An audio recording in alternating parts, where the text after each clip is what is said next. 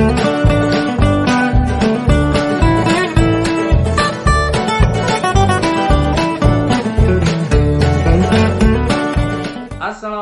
warahmatullahi wabarakatuh. Teman-teman semuanya, kembali lagi di channelnya Mas Andi Temboro Channel, channel asli Temboro, bukan kaleng-kaleng. Di kesempatan video kali ini saya sudah berada di rumah saya sendiri ya. Ini saya akan mengajak teman-teman semuanya untuk mereview sebuah buku, dimana buku yang pertama dulu pernah saya review ya. Ini buku yang pertama, Memoir Gusbed yang pertama. Terus yang mau saya review sekarang adalah Memoir Gusbed yang kedua, Isyarat Empat Sayap. Teman-teman semuanya, buku ini baru saja saya beli sekitar 2 hari yang lalu ya, di Koperasi Pondok Pesantren Al-Fatah Pusat di Al-Barokah.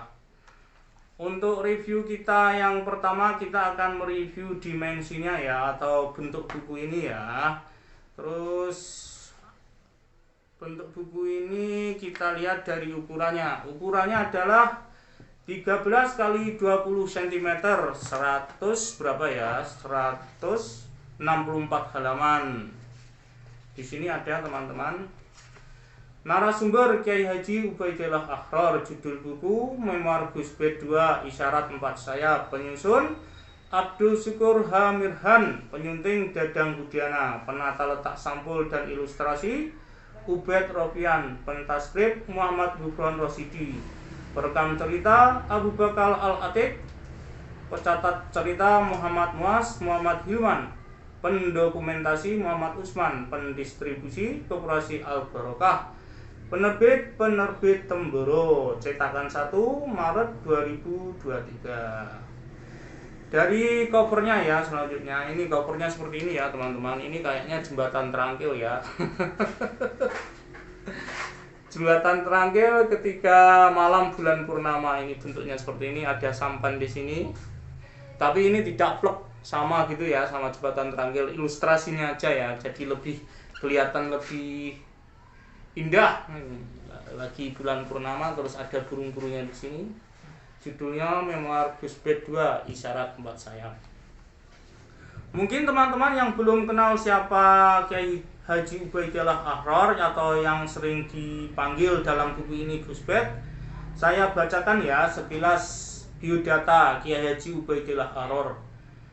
Kiai Haji Ubaidillah Akhror atau familiar dipanggil Gusbed atau Pak Bed, lahir di Magetan 23 Oktober 1974, 17 Syakban 334 Hijriah. Beliau adalah putra ke-6 Romo Kiai Mahmud dan Ibu Nyai Maslika. Beliau mengenyam pendidikan di dalam negeri di Pondok Pesantren Al-Fatah Temboro. Selepas itu, beliau melanjutkan belajar di luar negeri di Jamiah Islamiyah Darul Ulum Al-Islamiyah di Noritown, Karachi, Pakistan. Di negeri yang termasuk belahan negeri anak benua itu, beliau belajar selama 6 tahun, dari tahun 1992 sampai 98. Selama sekitar 6 tahun itu, beliau belajar juga mengambil sanad Quran selama sekitar 1 tahun dari Maulana Al-Qori Diaul Haq, seorang qori terkenal Pakistan, teman qori Abdul Basir, qori terkenal Mesir. Selain itu, beliau mengambil ijazah Al-Quran di cabang di Noritown. Sepulang dari Pakistan, beliau turut mengasuh dan mengelola Pondok Pesantren Al-Fatah Temboro yang didirikan oleh kakek beliau, Kiai Sidik. Selain itu, beliau mengurus Yayasan Pendidikan Al-Fatah. Beliau dianugerahi 4 istri dan sampai saat ini dikaruniai 26 putra-putri. Barakallah. Teman-teman, itu tadi sekilas ya biodatanya Kiai Haji Ubaidillah Akhror atau Gusbed Pak Bed. Sekarang kita ke isi bukunya ini ya, secara garis besar saja. Nanti kalau saya ceritakan semuanya, teman-teman nggak jadi beli buku ini. Seperti biasa, buku ini bercerita tentang memoir Gusbed ya, kenangan beliau tentang masa lalu beliau waktu beliau masih kecil, MI, sampai beliau belajar di Pakistan, sampai beliau dianugerahi istri 4 orang. Terus banyak sekali cerita-cerita di sini yang membangkitkan semangat kita dalam menuntut ilmu dan dalam mengarungi kehidupan di dunia ini. Tentunya kehidupan yang selalu dinaungi oleh kebaikan-kebaikan. Di antaranya adalah beliau mengenang masa kecilnya ketika beliau bermain di kali Kedung Sumpit ya, di Trangkil itu. Dulu kan ada sungai, sekarang pun masih ada sungai, tapi sungainya sekarang dijadikan bendungan ya. Kalau dulu sama sekarang beda jauh. Dulu saya pernah menjumpai juga sih waktu belum dibangun bendungan itu, waktu masih saya kecil sekitar SD itu. Memang di situ sungainya itu mengalir sepanjang tahun, terus ikannya itu banyak juga. Diceritakan di buku ini, beliau ini setelah belajar atau sekolah MI itu sering sama teman-temannya itu mencari ikan di Sungai Dong Sumpit itu, di bawah jembatan Trangkil itu. Terus habis itu beliau mengajak teman-temannya untuk pulang ke rumah, habis main di kali pulang ke rumah terus makan-makan. Dulu makannya nggak pakai lengser gitu ya, katanya makanya pakai baskom bareng-bareng gitu, diceritakan dalam buku ini. Terus diceritakan juga tentang jembatan Trangkil. Dulu kan jembatan Trangkil waktu tahun berapa? Sekitar tahun 80-an lah paling ya. Di sini diceritakan belum ada jembatannya. Terus waktu pembangunan jembatan itu diceritakan juga oleh Gus Bet atau Kiai Ubaidillah Aror dalam buku ini. Terus diceritakan juga waktu beliau itu ada masalah kan di rumah, tentang apa ya ceritanya itu. Ini beliau ini disuruh menjemput Pak Aliman. Tahu Pak Aliman, yang tukang pijit di Kuan itu? Kan dulu Romo Kiai Mahmud suka dipijit. Nah, ini Pak Bet ini disuruh untuk menjemput Pak Aliman di Kuon, naik speed. Sebenarnya beliau ini kalau sering jemputnya pakai motor, terus di rumah kan ada mobil. Terus Pak Bet ini ceritanya baru belajar nyetir mobil gitu toh. Terus dijemputlah pakai mobil, terus sampai di rumah ternyata mobilnya waktu dimasukkan itu nabrak tiang, terus tiangnya tuh ambruk. Almarhum Romo Kiai Mahmud keluar, terus beliau ini dimarahi sama Romo Kiai Mahmud. Akhirnya beliau merasa sumpek. Bukan marah ya, diceritakan di sini bukan marah. Beliau merasa sumpek, dimarahi Romo Kiai Mahmud. Terus beliau ini akhirnya pergi dari rumah menuju Surabaya. Diceritakan di sini beliau ini menuju ke Surabaya dengan 2 orang temannya. Terus dari Temboro ke Surabaya itu tidak naik kendaraan umum atau motor atau yang lain ya teman-teman, tapi naik sepeda ya.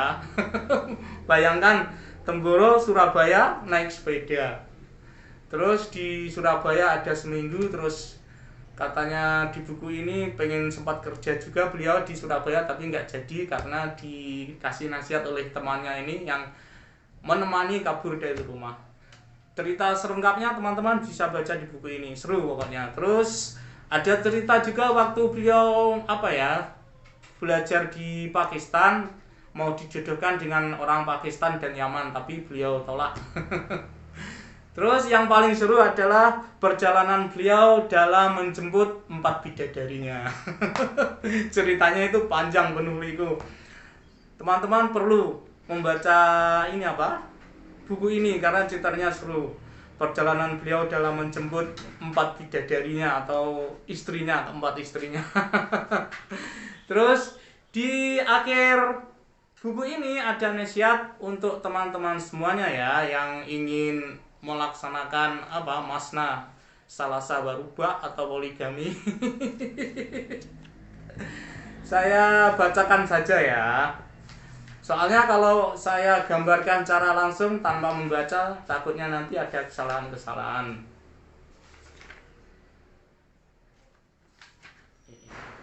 Ini judulnya bukan poligami dan bukan laki-laki super. Ini termasuk nasihat dalam buku ini. Barangkali sebagian pembaca baik laki-laki maupun perempuan yang membaca buku memoarku ini khawatir bila judulnya poligami. Mungkin sebagian pembaca mengira aku ingin mengajak atau menarget orang untuk poligami. Tidak, sama sekali tidak. Namun demikian bukan berarti bila ada orang yang memang layak poligami lantas aku mengolok-ngoloknya. Tidak, sama sekali tidak. Kalau orang memang layak punya istri lebih dari satu, kenapa tidak? Dia bisa menyalurkan potensi yang maslahat dalam perkara itu. Kemudian kadang orang berpikir kalau seorang laki-laki itu istrinya banyak berarti punya kekuatan super. Ia dianggap laki-laki super. Menurutku orang yang punya satu istri atau 4 istri boleh jadi kekuatannya sama saja. Dengan kata lain, seorang laki-laki yang istrinya 4 itu tidak identik dengan laki-laki super. Demikian pula laki-laki yang istrinya hanya 1 tidak berarti bukan laki-laki super. Sebagaimana orang yang punya istri atau punya 2, 3 atau 4 istri adalah takdir, punya kekuatan super itu juga takdir. Bila takdirnya punya istri 1, ya punya istri 1. Jika takdirnya punya istri lebih dari 1, ya punya istri lebih dari 1. Jika takdirnya punya kekuatan super, ya punya kekuatan super. Kesimpulannya, pria yang istrinya lebih dari 1 itu bukan karena dia punya kekuatan fisik khusus. Boleh jadi ada laki-laki yang kekuatannya lemah tetapi ternyata dengan istri hanya 1, dia malah punya anak sampai 7-8 orang.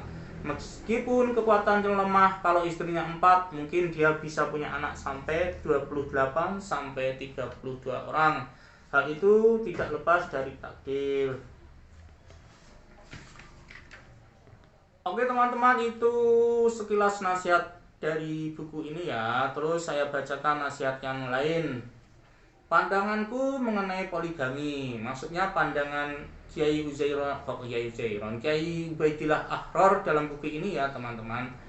Sebagai seorang pelajar, aku ingin memahami kehidupan itu sesuai pandangan yang benar menurut para ulama yang ahlinya. Aku ingin menjadi pengikut yang baik sesuai pemahaman para ulama secara umum, wabil khusus mazhab Syafi'i. Pernikahan itu hasilnya perkara yang mubah, boleh dikerjakan dan boleh tidak. Bagi orang yang dianggap kalau tanpa menikah tidak maksiat, bahkan dia bisa lebih banyak taat, sebagian ulama mengatakan untuk orang seperti itu lebih baik tidak usah menikah. Di antara orang yang paling ringan hisabnya nanti pada hari kiamat adalah orang yang tidak punya harta, tidak punya istri, jadi amalannya banyak. Dia langsung masuk surga. Itulah cita-citaku dahulu, tetapi ternyata istriku 4. Bagi orang yang dianggap jika menikah agamanya lebih baik, maka untuk dia menikah itu bagus. Kemudian bagi orang yang dianggap kalau menikah agamanya malah berantakan, untuk dia baik menahan diri dari menikah, karena menikah menyebabkan agama dia rusak atau minimal merosot. Walaupun istriku 4, aku bukan orang yang suka menyemangati atau memotivasi orang untuk menikah dengan lebih dari 1 perempuan. Bahkan aku tidak menyemangati atau memotivasi orang untuk menikah. Mengapa demikian? Aku khawatir aku menyemangati orang yang salah. Ternyata dia tidak sesuai untuk menikah. Sebab begitu mendapat motivasi dariku, dia termotivasi untuk melakukan sesuatu yang sebetulnya dia tidak cukup layak untuk perkara itu. Tidak terhitung orang datang kepadaku ingin menikah dengan lebih dari 1 wanita. Aku hanya tersenyum saja. Aku punya pemahaman, bila orang yang datang kepadaku mentalnya cukup, tidak perlu minta arahan atau saran kepadaku. Apabila ada orang yang datang kepadaku dan minta dicarikan wanita untuk masna, sulasa, waruba, aku menganggap kemungkinan besar dia tidak layak untuk itu. Aku tersenyum dan menyambutnya dengan baik karena dia tamu. Selepas itu biasanya aku tidak berusaha untuk mencarikannya. Jadi menurut pandanganku, secara umum setiap orang dalam urusan menikah punya kapasitas yang berbeda. Maka untuk urusan ini, walaupun istri banyak dan anak banyak, aku tidak suka mengajak orang agar meniru diriku, melakukan hal seperti diriku. Aku khawatir nanti hisabku terlalu berat karena mengajak setiap orang yang notabene berbeda kapasitas dalam urusan itu. Nah teman-teman, Itu tadi penjelasan saya tentang buku ini ya, Memoir Ghostbed Isyarat 4 Sayap. Saya sangat merekomendasikan sekali teman-teman untuk membeli buku ini ya, karena dengan buku ini teman-teman semuanya akan mengetahui sejarah hal ehwal Temboro, tentang Pondok Putri, tentang Masjid Merah, tentang Masjid Putih, tentang siapa saja donatur di Pondok Pesantren Al-Fatah dibahas ya dalam buku ini. Terus teman-teman semuanya yang ingin melaksanakan masna sulasa warubah atau ingin berpoligami, teman-teman akan dapat nasihat di dalam buku ini. Terus teman-teman juga akan mengetahui tentang ilmu yang membahas poligami dipandang dari berbagai sudut. Oke teman-teman, itu saja yang bisa saya sampaikan dalam review buku kali ini ya. Terima kasih telah menonton video ini sampai selesai. Jangan lupa like, comment, share, dan subscribe. Wassalamualaikum warahmatullahi wabarakatuh.